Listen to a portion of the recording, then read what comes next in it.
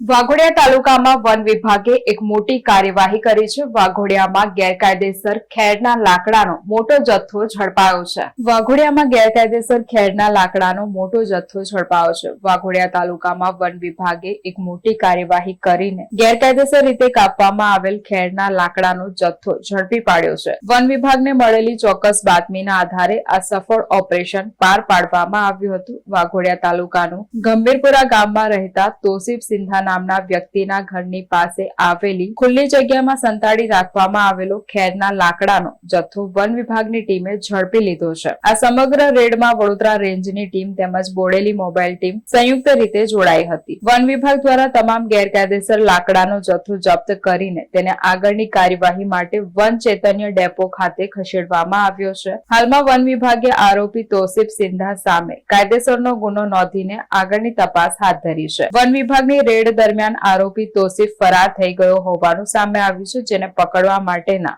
ચક્રો ગતિમાન કરાયા છે.